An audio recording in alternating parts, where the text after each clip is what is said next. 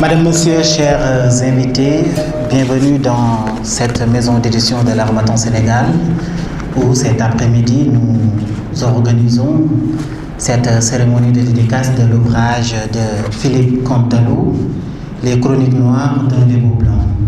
Quand on parle de Philippe Canteloup, il l'a dit tout à l'heure, c'est une personne qui a vécu au Sénégal pendant plus de 13 ans et qui a connu des activités parmi lesquelles où il avait créé une poissonnerie. Philippe Canteloup est français, pied noir d'Algérie. Quand on parle de pied noir, on pense également à une période un peu lointaine, mais qui en réalité aujourd'hui est revenu en Afrique, où il a connu, en Afrique noire surtout, c'est important, où il a eu à rencontrer des personnes, mais également à y avoir des expériences. Parmi ces expériences, il a voulu écrire cet ouvrage qui, en réalité, comme il l'a si bien dit, c'est une autobiographie. Maintenant, avant de donner la parole à l'auteur, nous allons demander à M. Bachir Koli, représentant de l'Harmattan Sénégal. L'Harmattan Sénégal, c'est la maison d'édition qui a voulu éditer cet ouvrage de Philippe Canteloup. Bachir, s'il vous plaît, vous pouvez venir donner votre... Merci à vos représentants et journalistes qui ont accepté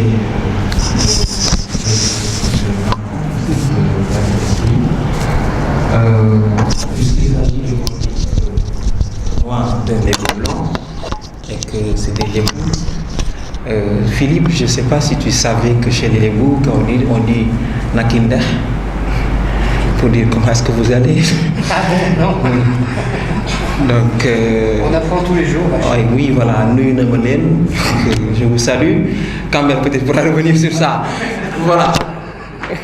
Merci d'être venu pour assister donc, à cette cérémonie de présentation de l'ouvrage de Philippe Canteloup. Philippe Canteloup qui n'est pas à son premier essai parce qu'il en a déjà fait en lors de... J'avais emmené à l'époque un livre intitulé La fausse promesse. Quand si Philippe passe son temps à faire des fausses promesses, cette fois-ci c'est une vraie promesse parce que c'est les chroniques noires et les blancs. Et un ouvrage extrêmement succulent, je crois que ceux qui ont lu ont beaucoup rigolé, et c'est à l'image de Philippe Canteloup lui-même, la joie de vivre elle-même, et tout ce qu'il fait, c'est de le faire avec beaucoup de passion, et c'est la raison pour laquelle nous avons aussi eu beaucoup de plaisir de travailler avec lui, Philippe, et quelqu'un, je veux dire. Ça sort difficilement, mais je veux dire. Ça vient du cœur. C'est pas facile d'avoir tout le temps en même temps, c'est ils sont aiguilles, ils sont compliqués, ça pose des problèmes. Et là, c'est avec beaucoup de plaisir qu'on a travaillé avec lui dans la conception de l'ouvrage. Je crois qu'il en parle dans... C'était plus facile cette fois-ci. Il considère plus avec mon jeu, donc il revient sur les différentes péripéties de la fabrication de ces ouvrages-là, de l'évaluation jusqu'à aujourd'hui. Donc, merci Philippe d'avoir fait confiance encore une fois à l'Harmattan Sénégal. L'Harmattan Sénégal est là comme maison d'édition également libérée. En tant que maison d'édition, nous essayons en bien que mal d'appuyer les auteurs, la plupart qui sont là en Afrique, surtout donc africains qui ont souvent du mal à se faire connaître, qui ont du mal à promouvoir leurs ouvrages, leurs œuvres. Et à travers le milieu de notre maison, nous essayons de faire ce travail-là en accompagnant les auteurs. Et nous disons aux gens, écrivez ce que vous voulez, venez nous voir, comme Philippe l'a fait, ensuite on verra. Je crois que c'est le nouveau nom. Prenez votre courage en main, publiez, sortez ce que vous avez en vous. L'Harmattan Sénégal, c'est un changement d'en faire un programme. Donc merci Philippe et j'espère que ça sera belle, avec Campbell qui nous prépare certainement une présentation aussi magnifique que...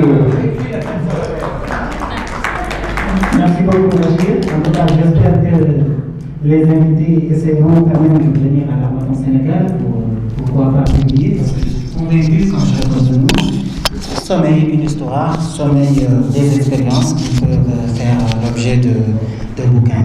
Sans plus tarder, nous allons donner la parole à M. Campbell qui va nous présenter l'auteur et l'ouvrage. Je commence d'abord à saluer tout le monde et à respecter votre présence. Et sans oublier de demander une minute de silence pour rendre hommage pour rendre hommage à la famille Cantalo, particulièrement à Isabelle, sa sœur, qui a cédé l'âme très jeune.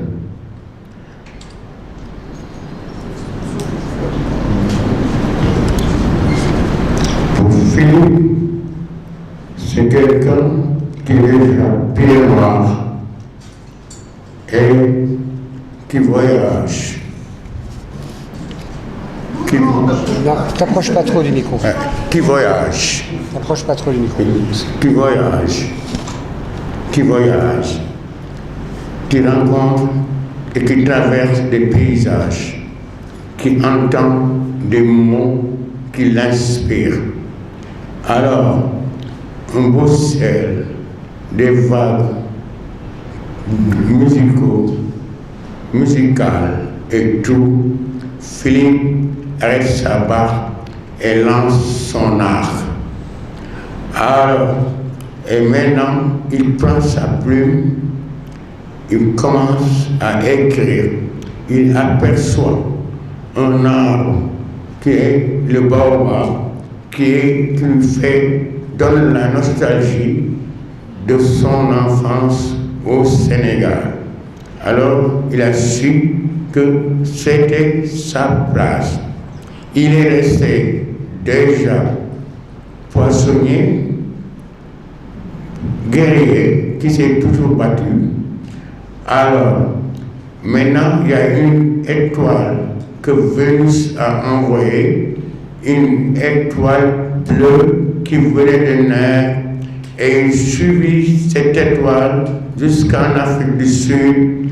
Alors là, son amour a apparu avec la grande dame Dallas. En toute grande forme d'or, une grande dame. Et toujours inspiré, il a écrit La fausse promesse. Et toujours intrigué par ce courage et l'inspiration, il a écrit Chronique noire d'un lévou blanc. Alors, je continue à remercier tout le monde ici, Philippe et dans sa famille, sans oublier Michel, Sylvie, Martial et tout le monde qui est ici. Respecter les femmes, c'est le dernier mot. Que Dieu nous garde. Ok. Merci beaucoup, M.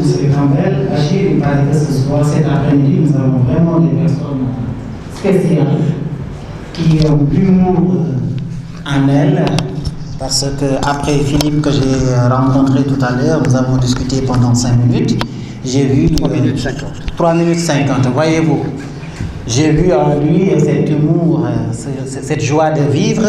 Et lorsqu'on me dit dans la 4e page qu'il est armé de sa joie de vivre, là ça se perçoit.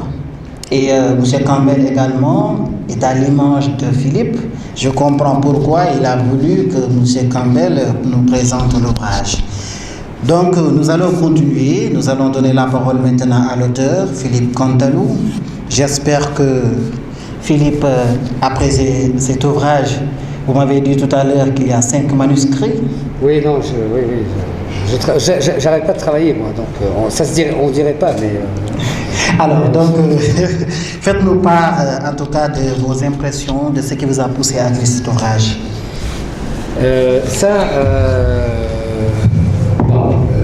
D'abord, moi je vous remercie tous d'être ici. Les filles de Campbell, ses amis, Moussa qui vient de passer son anniversaire hier et aujourd'hui le cerveau est un petit peu embrumé, c'est normal. Mon père disait dans ces cas-là, hier soir comme un lion, ce matin comme un couillon. Mais c'est pas grave. Et quelque part, aujourd'hui on est vendredi, c'est le jour du thieboudienne. Avant de partir, j'ai commandé mon thieboudienne que j'irai chercher après cet acte, parce que quand même en tant que lévou blanc, si je ne mange pas un thieboudienne le vendredi, ça ferait désordre quand même. Donc merci à vous tous d'être ici, ça fait très plaisir. Je voudrais remercier tous les fantômes écossais qui sont là, qui n'ont pas pu se présenter en chair et en os, mais par l'esprit, ils sont là. Mon épouse aussi, qui pense beaucoup à moi en ce moment. Et on va essayer de profiter de ce moment à fond, parce que hier j'ai vu sur internet une rumeur de plus que demain on est dans la fin du monde, prévue pour le samedi 23 septembre. Des huluberlus qui interprètent la Bible comme ils veulent et qui pensent que demain c'est la fin du monde. Donc profitons, s'il vous plaît, de ce jour aujourd'hui, puisque demain on ne sait pas ce qui se passera. Comme à chaque fois, dans ce genre de cérémonie de dédicace, le comble, c'est que la cérémonie de dédicace, l'auteur doit parler. Il doit parler pour présenter, exposer son œuvre, l'expliquer avec la bouche quand sa meilleure arme est le stylo. C'est comme demander à un boxeur de se mettre sur un tatami avec un kimono et de faire du judo. Donc pour être sûr de ne rien oublier, j'ai écrit ce dont je voulais parler pour être sûr de ne rien oublier du tout, considérant que quelquefois l'Alzheimer me gagne. Avant de parler, je vais parler du livre d'une manière un peu différente, c'est-à-dire qu'ensemble on va décortiquer le titre, puisque le titre apparemment interpelle. Donc, dans le titre, nous avons les chroniques. Qu'est-ce que sont des chroniques? Les chroniques, le terme de chronique regroupe trois sens bien distincts. Le premier sens, c'est un récit de faits historiques respectant une certaine chronologie. Donc, mes nouvelles débutent par le Domundei, qui est en français le frère de lait, où j'explique les conditions et le contexte de ma rencontre avec un capitaine de pirogue, Mamadou Fall, une rencontre qui me pousse à entrevoir un futur au Sénégal, quand mon présent était la perte récente de ma mère. Au décès de ma mère, je me suis retrouvé tout seul et avec un grand dilemme, qu'est-ce que je vais faire et où? Étant donné que j'ai déjà vécu sur 3 continents, j'avais l'embarras du choix, et donc ma première idée était déjà de prendre 2-3 semaines de vacances après une année terrible, et je suis venu au Sénégal. Et dès l'instant où j'ai remis les pieds ici, je me suis dit, mais je suis à la maison, donc pourquoi se prendre la tête à chercher un endroit alors que ici je suis chez moi? Donc je suis revenu une deuxième fois pour passer 3 mois, et là, c'est là que j'ai rencontré donc ce capitaine de pirogue. Cette rencontre donc m'a fait entrevoir un futur qui est devenu tout de suite beaucoup plus simple. Pourquoi? Parce que grâce à cette rencontre avec lui, l'idée m'est venue de monter une poissonnerie, chose que je n'avais jamais fait avant, et investir dans du matériel de pêche pour sa pirogue, c'est-à-dire 2 moteurs Yamaha de 40 chevaux et des kilomètres de filet. Une rencontre qui est une vérité ennuyeuse à la Balzac. Pourquoi? Parce qu'une vérité qui m'oblige, dans cette première nouvelle, le Domundei, le frère de lait, à inventer poétiquement comment ce capitaine de pirogue a acquis sa pirogue. Puisque, pour Balzac, la moitié du talent réside dans le fait de voir justement ce qui peut devenir poétique dans une vérité ennuyeuse, puisque pour lui, les vérités sont ennuyeuses. Mes chroniques se terminent par la nouvelle Le sommet de la francophonie, une histoire qui me vient pendant le sommet de la francophonie, en fin novembre 2014, alors que j'ai fermé boutique depuis plus d'1 an et que je suis sur le point de quitter le Sénégal pour l'Afrique du Sud. Donc mon livre respecte parfaitement ce premier sens du terme de ce que sont des chroniques, à savoir un récit chronologique. Le deuxième sens de chronique, c'est un article de journal traitant d'un sujet précis. Donc, dans ces cas-là, il n'y a qu'à voir mon supposé article de journal, du journal Le Populaire, qui d'ailleurs, je vois maintenant, a changé de nom, puisque ça s'appelle Vox Populi, un petit peu dommage. Donc, un supposé article de journal dans lequel, dans la nouvelle Le Chartier, Et c'est un article qui relate la fermeture de la ligne aérienne São Paulo-Dakar à cause du trafic de drogue et du nombre de passeurs de drogue pris à Léo le Poète. Le troisième sens qu'on peut donner à une chronique, c'est une rumeur, un bruit qui court. Babs, bienvenue. Yexil, tu vas bien? Ça va en forme? Donc le troisième sens d'une chronique, c'est une rumeur, un bruit qui court. Et là, il n'y a qu'à lire la nouvelle, c'est 2400, avec l'accent chinois, pour s'en persuader. Une nouvelle qui n'en est pas une, puisque c'est un texte qui fait 2 pages, et c'est une simple rumeur selon laquelle les Chinois de Dakar ne sourient pas quand ils sont au travail. Chose que tout le monde s'est aperçu. Voilà. Alors, récemment, je suis parti à la Sorbonne pour me reposer et puis penser un petit peu à tout cet acte. Et mes lectures du moment m'ont inspiré et m'ont montré le chemin sur lequel je suis et je pense n'avoir pas trop dévié. Donc, grâce à la lecture récente du livre « La guerre de 100 ans », écrite par Christopher Allemand, professeur honoraire d'histoire médiévale à l'université de Liverpool, c'est lui qui m'a définitivement rassuré sur le bien fondé de mon titre de livre. En effet, cet auteur de la guerre de 100 ans y décrit en introduction ce que sont les chroniqueurs de l'époque médiévale. Je ne sais pas si, moi, le fait de posséder un arc fabriqué en tendon d'élan, un arc qui est la réplique de ceux des Mongols du 5e siècle, je ne sais pas si si cela influe, mais en tout cas, je me suis senti concerné par les propos de cet homme dans son livre « La guerre de 100 ans ». Ce professeur d'histoire dit, et je cite, ouvrez les guillemets, « Pour peu qu'on ait quelques lumières sur sa vie, et que l'on ait pu mesurer le crédit qui doit lui être apporté, le chroniqueur devient le témoin et le reflet d'un âge. L'intérêt des chroniques médiévales pour le lecteur moderne ne réside pas simplement dans ce qu'il raconte, mais surtout dans la façon dont il les présente. Ceux qui liront mes chroniques noires d'un lévou blanc les aimeront ou ne les aimeront pas, ça ne m'appartient plus, mais en tout cas ils reconnaîtront qu'elles sont des plus originales, puisque on y trouve 2 préambules, 2 poèmes au début, puis 7 nouvelles. On y trouve aussi un édito de journal, un courriel cinglant et poétique, ainsi que 3 émissions de radio fictives. Le programme On verra ça demain de Radio Temps Libre, une émission d'autant plus de circonstance si la fin du monde est pour demain, comme l'annoncent les huluberlus après leur interprétation de la Bible.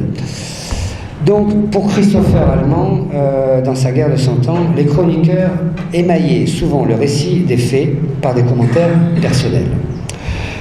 Un peu comme le journaliste moderne, dont je remercie la présence aujourd'hui, journaliste dont, entre parenthèses, je fais moi-même la critique pour leur manque d'informations sur l'herbe qui tue, terme que j'exècre quand je vois ça dans un journal au Sénégal.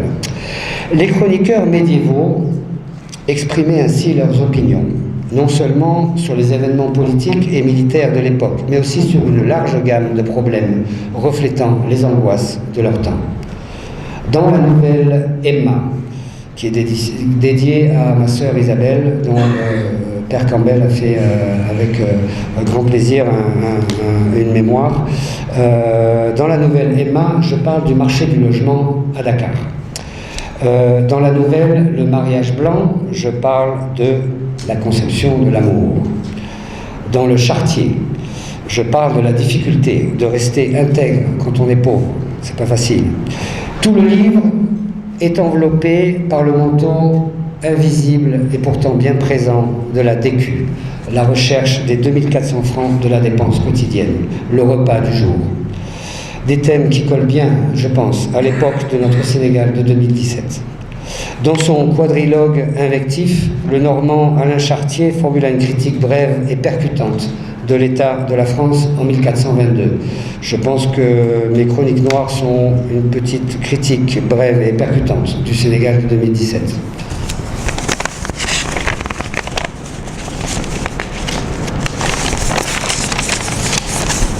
Donc, pour toutes ces raisons que je viens d'évoquer devant vous, je pense que mes chroniques noires dans les bouts blancs sont de vraies chroniques. Alors, des chroniques noires, pourquoi noires? Cette question me fut posée récemment par un confrère, M. Nyang, un romancier publié par l'Harmattan, que j'ai rencontré dans les locaux. Et sur le coup, je l'avoue, je n'ai su très bien comment lui répondre, tant la couleur de mes chroniques me semblait évidente. Pour vivre d'abord en Afrique noire, secondo pour le côté lutteur qu'il me fallut adopter face à certaines situations dans le cadre de mon activité de poissonnier de quartier. La réponse à ce doute sur la couleur de mes chroniques, je la porte au début du livre, dans la partie conciliabule avec mon jeu, quand je déclare que ce livre a été fait pour que les passionnés de la mer... Bonjour Yacine. Donc, Yacine, je suis en train d'expliquer le terme de chronique noire, voilà. Comme ça, tu arrives avec les enfants. Bonjour les enfants. on est en famille.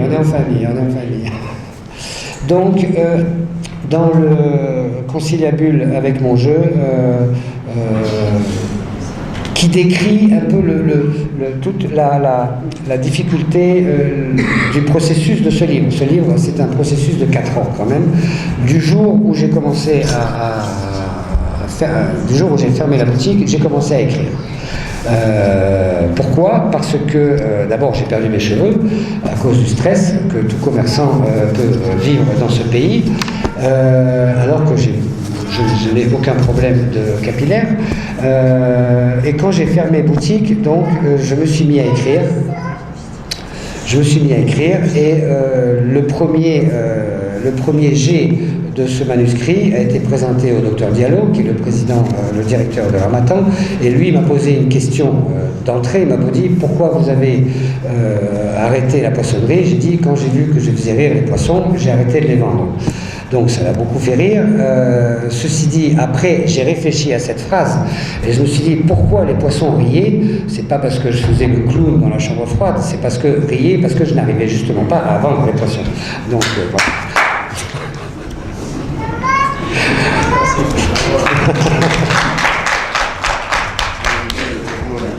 Voilà. Alors,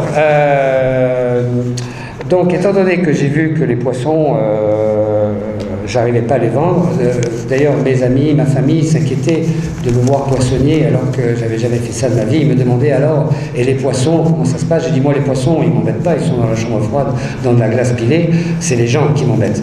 Donc les poissons, donc j'ai aucun souci avec eux. Donc dans mon conciliabule avec mon jeu,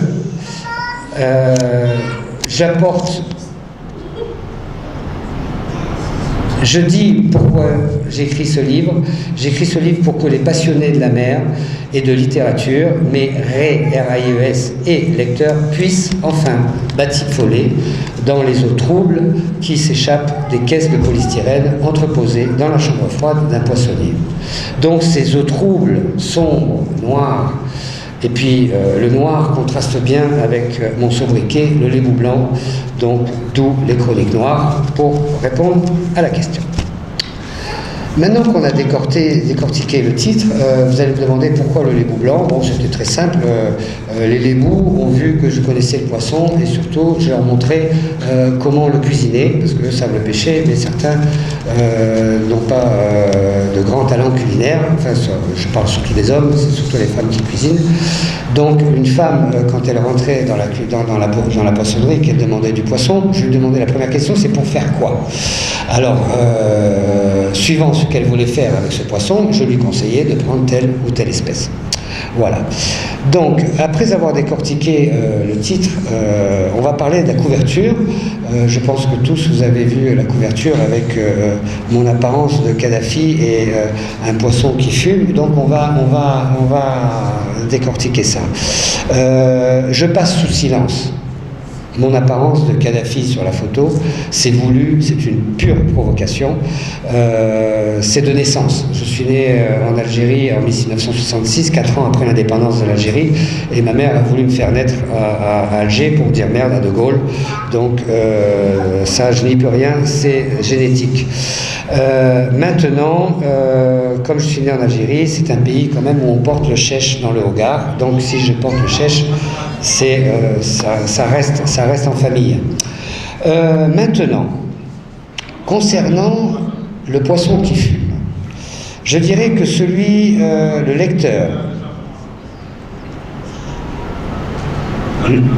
lecteur, monsieur, merci pour le téléphone, s'il vous plaît. Djadjef. Le lecteur de mon livre de confession musulmane et qui se moque de mon poisson qui fume, je peux dire que c'est un musulman ignorant. Pourquoi? Parce qu'en 1541, nous avons la flotte de Charles Quint qui assiège le port d'Alger. Environ 500 navires. Un homme de rien sort d'Alger, il se met sur une petite barque, il prend son bâton et il harangue la flotte de Charles Quint à l'aide de son bâton. Il implore Allah de protéger la ville face à la tentative de conquête de l'empereur catholique et, aux surprises, une tornade se forme et la flotte de Charles Quint est décimée complètement.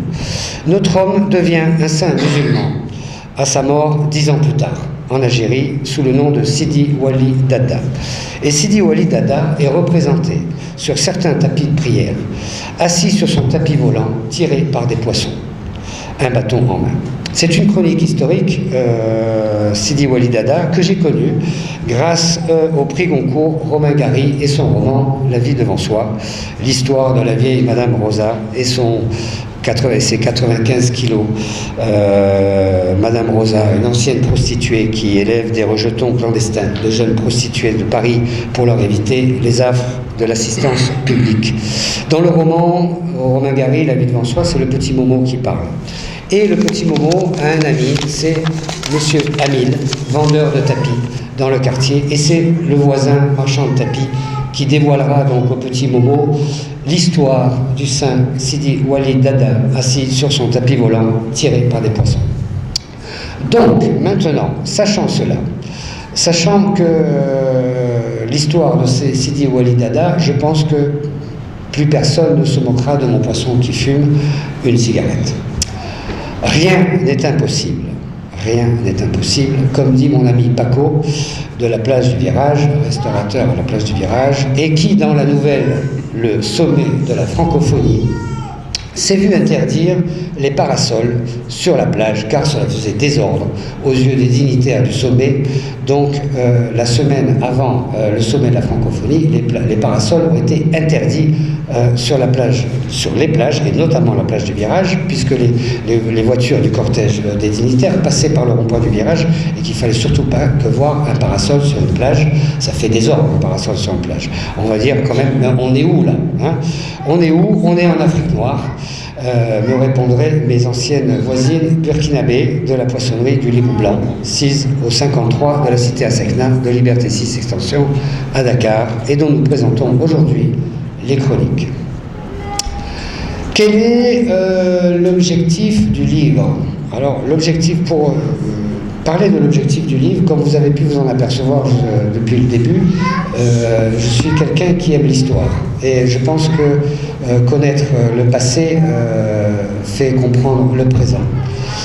En 1721, l'Irlandais Jonathan Swift écrit ses fameux Voyages de Gulliver, qui sont en fait une grande satire du système de gouvernement de l'Angleterre au XVIIIe siècle. De son vivant, l'auteur verra le succès de son livre. Son livre qui devient un roman culte, qui traverse les frontières de la Grande-Bretagne pour être imprimé en Allemagne, en Hollande, en France. Les lecteurs, ce livre, Les Voyages de Gulliver, aura un immense succès, et l'auteur se désolera de la perception des lecteurs de son message auprès du grand public. Pourquoi? Parce que les lecteurs n'auront retenu dans les Voyages de Gulliver que les aventures fantastiques, alors que la description des systèmes politiques différents, la critique de Jonathan Swift sur la science et les modèles de présentation de l'histoire, tout ça seront passés complètement à la trappe dans le grand public. Ce qui faisait enrager Swift, car pour lui ses lecteurs n'avaient absolument rien compris au vrai message qu'il avait voulu faire passer. Donc, sous le couvert d'une couverture amusante, d'un poisson qui fume et de vilains moutons qui permettent de se faire des amis, comme je le mets dans le verso du livre, le contenu de mes chroniques est un regard sur la société dakaroise à partir du prisme de ma boutique de quartier. C'est pour moi une douce satire des comportements prêts à tout pour arriver à leur fin, pour gagner la fameuse DQ, les 2400, manger à sa faim et parfois malheureusement, les yeux sont plus gros que le ventre, pour reprendre une expression célèbre française. Donc, dans mes nouvelles, un aspect qui n'est pas à négliger, je revendique la liberté de l'usage du yamba. C'est un point qui est largement évoqué et argumenté. Le yamba est un sujet sensible au Sénégal, comme beaucoup d'autres, et il ne devrait pas l'être. Pourquoi ? Parce que dans ces nouvelles relations de l'Afrique occidentale, écrites par le père Labatte en 1723, ce père jésuite mentionne à plusieurs reprises les chefs de village, la pipe en bouche, alors que l'usage du tabac n'est absolument pas évoqué. Mais par contre, il décrit en détail comment les alcatis, c'est-à-dire les percepteurs lébous des taxes sur le commerce, préféraient se faire payer en barriques d'eau de vie, avec les conséquences que l'on peut imaginer sur la quiétude du village après la prise de cette même eau de vie par le percepteur. Donc, quand on voit actuellement les dégâts ici à Dakar, au Sénégal, à l'heure actuelle, des mauvaises liqueurs produites actuellement, et les effets dévastateurs sur le cerveau, puisque dans la nouvelle Le Djembé de Tiaroy, j'explique combien la grande majorité des pensionnaires du centre psychiatrique de Tiaroy sont des alcooliques à cause des mauvaises liqueurs, et plus la prise de l'alcool. Donc, les effets dévastateurs sur les cerveaux, moi je me dis qu'en 300 ans, la situation n'a pas beaucoup changé. Et comme je le raconte dans ma nouvelle, donc, Le Djembé de Tiaroy, et je reprends là la parole, une grande expression de mon ami Campbell Dieng, pourquoi ? Parce que la folie est rapide, mais la guérison est longue. Voilà. J'espère, ce livre, donc, comme je l'ai dit, a commencé le jour où j'ai fermé boutique, ce qui a été une grande déception, hein, quand on se met à son compte et qu'on voit l'échec, l'effet dévastateur d'un commerce qui ne marche pas, à en perdre les cheveux, on ferme boutique, et là, c'est là que la vraie question se pose. Là, la vraie question, c'est pas qu'est-ce que je vais faire. Non, la vraie question, c'est qu'est-ce que je veux faire. Parce que si dans la vie, on ne se pose pas les bonnes questions, on n'aura jamais les bonnes réponses. Donc, à partir de là, je me suis immédiatement remis à l'écriture, puisque c'était mes premiers amours. Il y a 15 ans, j'avais pris une année sabbatique à Barcelone avec la compagnie Grimaldi, pour laquelle je travaillais, pour écrire 2 livres. Je suis parti au Brésil, j'ai écrit les 2 livres, je ne les ai pas finis et je les ai perdus. Donc, et après, il a fallu revenir travailler comme petit opérateur portuaire sans mes livres, puisqu'ils sont, je sais plus où, mais ils sont quelque part dans ma tête, et j'espère un jour les réécrire avec plus d'expérience. Donc l'expérience de poissonnier m'a permis de revenir au Sénégal, ce qui était déjà la base, puisque je voulais revenir au pays. J'avais trouvé donc une activité qui n'a pas marché, mais le chemin est long, et des fois la ligne droite n'est pas le seul trajet pour parvenir à ses fins. Et moi aujourd'hui, j'ai toujours voulu écrire, et d'être ici publié grâce à l'Harmattan, et d'être avec vous là aujourd'hui est pour moi la plus grande satisfaction. Pour ça, je vous remercie beaucoup pour tout ça.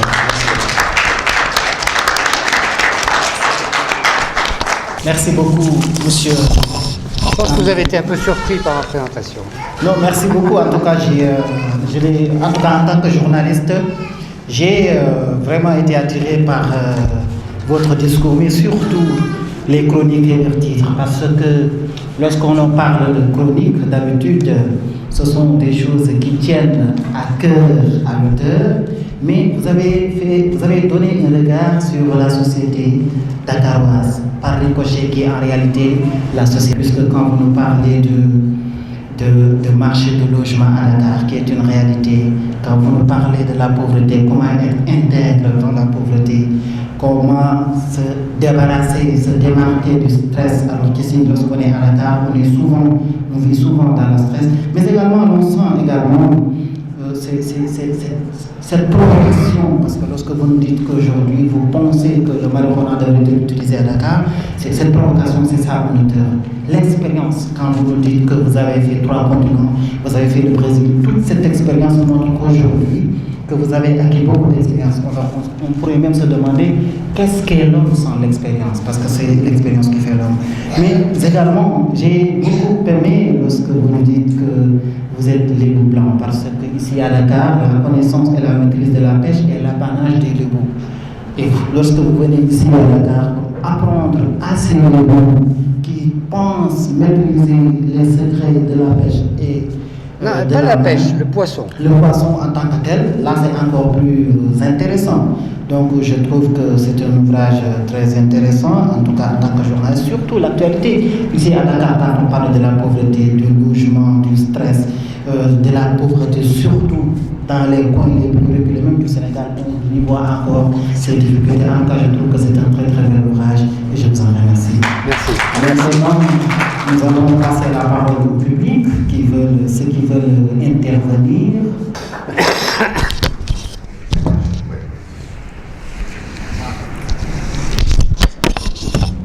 Donc Michel est un poète quand même, il écrit des poèmes en alexandrin.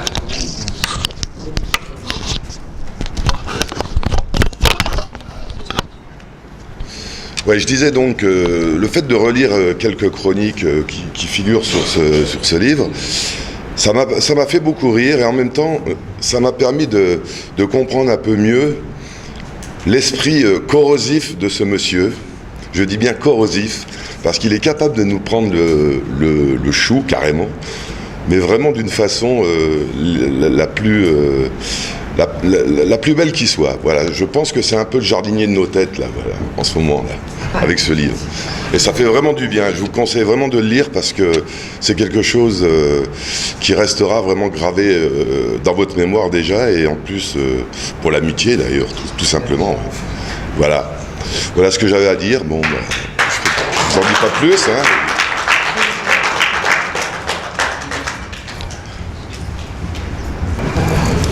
Je me présente, Moïse Faye, artiste musicien. Ben, je n'ai pas encore lu votre livre, mais j'ai entendu votre chronique qui m'intéresse beaucoup en tant qu'artiste. Parce que, excusez-moi, je vais m'enlever mes trucs là, mes bazars là. Voilà, tous mes bazars là, je vais les enlever. Plein de musique, plein de musique. Ok, toujours la musique. Donc, j'ai entendu vous parler des micro-projets comme vendre du poisson au Sénégal. Et c'est compliqué. Donc, ça veut dire qu'avec ce livre, on peut apprendre beaucoup de choses sur les micro-projets qui se passent au Sénégal pour pouvoir les suivre et les aider. Parce que j'ai vu qu'il y a plein de micro-projets au Sénégal qui ont eu des problèmes par rapport aux banques, aux petites banques qui les financent. Et je vois que ça ne marche pas. Il y a toujours des problèmes et donc sur ce chronique-là, ça m'intéresse beaucoup. Et il y a autre chose que vous avez parlé de la dépénalisation du cannabis. Et moi, je suis membre pour la dépénalisation du cannabis depuis 25 ans et que je vois trop de jeunes qu'on a sacrifié leur avenir à cause d'un joint. Les prisons, 33 prisons au Sénégal sont remplies de jeunes qui n'ont pas tué, ils n'ont pas volé et on les met en dépôt durant des années avec les grands bandits et qui les excite après à passer à autre chose plus que le cannabis. Donc sur ce domaine de chronique, ça m'intéresse. Dès que je sors, je vais acheter ce livre. Mais ce que j'avais à dire, ça fait plaisir de voir un blanc lébou qui développe les vraies réalités qui sont ici au Sénégal. Et ce que j'ai entendu là me fait vraiment plaisir et ça me va droit au cœur. Et que je te souhaite une bonne continuation. Et je vais appeler tous mes cas que je connais pour publier ce livre-là, parce que tous les Sénégalais doivent pouvoir la lire. Et il faudrait que tout le monde sache que ce que vous êtes en train de faire, c'est une référence. Et beaucoup de Sénégalais, beaucoup de jeunes doivent suivre. C'est tout ce que je vais ajouter. Moïse, merci. Pour répondre à ce que je dis, Moi, maintenant, j'habite en Afrique du Sud. En Afrique du Sud, récemment, très récemment, c'est en avril, la Haute Cour de justice a débouté le gouvernement sud-africain contre un plaignant Zoulou pour l'usage du cannabis, lui arguant que c'est dans la tradition Zoulou, dans la culture Zoulou, médicamenteuse, surtout pour la guérison, que c'est utilisé. Et le gars a été donc emprisonné alors qu'il prenait la prise pour une maladie.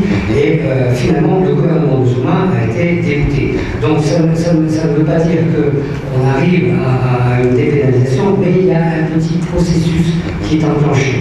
Et il ne faut pas tout confondre dans la vie. On a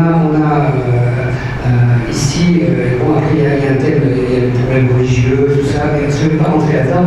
Mais ceci dit, l'herbe est un magnifique médicament contre certaines maladies. Seulement des grands laboratoires, ça ne les intéresse pas, parce qu'eux, ils veulent vendre un médicament qui nous fout en plus d'autres maladies. Mais ils l'utilisent.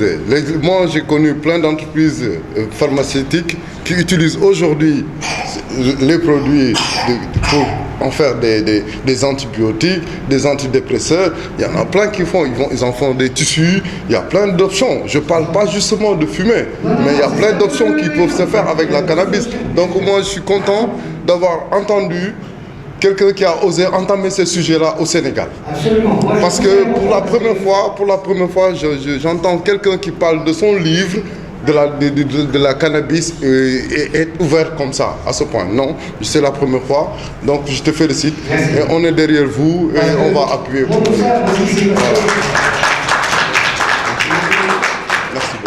Le truc était très simple. Yacine, qui est ici avec ses deux petits-enfants, travaillait avec moi à la boutique. Donc le matin, je faisais ma mise en place. Et puis après ma mise en place, je fumais ma cigarette dehors, je lisais Le Populaire, j'aimais beaucoup l'éditorial de Samba Alla. Je trouvais que c'était un grand journaliste, un grand éditorialiste. Seulement, quand je voyais dans le journal l'herbe qui tue, j'avais la chair de poule. Et franchement, je me dis, ce homme-là, il est mal informé. Comme demain, ça serait. Non, c'est diabolisé. Demain, ça serait l'anniversaire de ma grand-mère. Ma grand-mère disait toujours heureusement que le ridicule ne tue pas. Et c'est ce que j'explique dans le GMD de Tiaroy. Heureusement que le ridicule ne tue pas, parce que sinon, ce journaliste qui dit ça, il serait foudroyé par la folie en plein rue Ponty, en train en guenille et se battre contre les taxis qui essayent, parce qu'il est pris dans une folie dont il ne va pas guérir. Rien que pour dire des bêtises pareilles. Pourquoi? Parce que d'autres choses tuent. L'alcool que vous avez relaté, voilà. 99% des jeunes aussi meurent de cirrhose, il faut oser le dire, meurent de cirrhose à cause des alcools qu'on vend à 600 francs, à 1000 balles. Il faut oser le dire clairement. Et il faut que les Sénégalais sachent que c'est ça qui est le premier problème de la jeunesse. C'est l'alcool frelaté. Frelaté, ça tue. Et c'est ça qu'on devrait appeler. Et ça on n'en parle jamais dans les gens. Eh bien, moi, je vous remercie. Je suis à plein de cœur avec vous et je vous suis. Merci beaucoup. Et bonne continuation.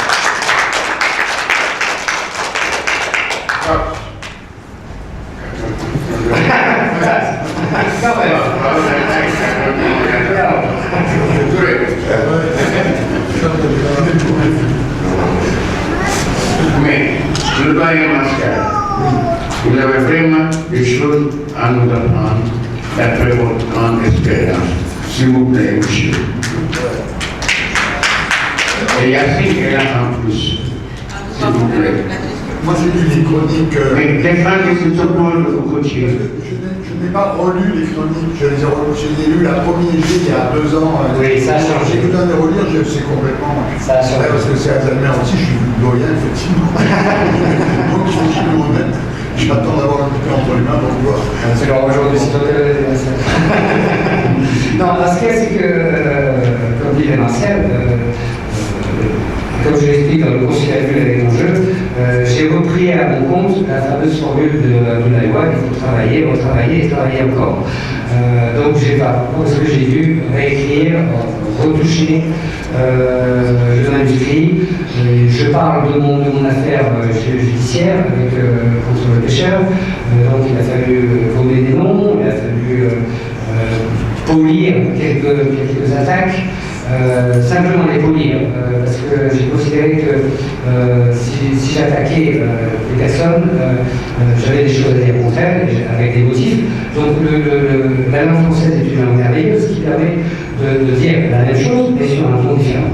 Donc je me suis dit, je ne vais pas changer mon discours, je vais juste l'adapter et j'ai trouvé les bons mots, avec peut-être plus d'esprit, plus de cynisme, mais mon attaque, elle est la même.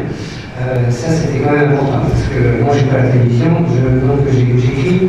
Si j'avais la télévision, je n'écrirais pas.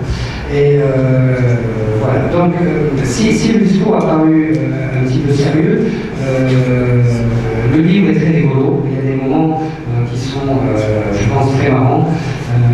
Mais moi, j'insistais sur le fait que derrière le rire, il y a quand même des messages que je voulais passer. Et je voulais que ces messages soient passés.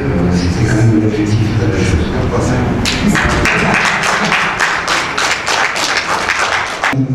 à cette cérémonie de dédicace. Pour ceux qui ont l'ouvrage et pour passer, il y a Philippe Théa qui peut signer et dédicacer l'ouvrage. En tout cas, c'est un plaisir. Je pense que cet ouvrage, Bachir, nous allons essayer de se voir et voir comment nous allons essayer de faire des notes durant les jours de la place. En tout cas, c'est un très bel ouvrage et je vous souhaite une bonne continuation. Merci beaucoup.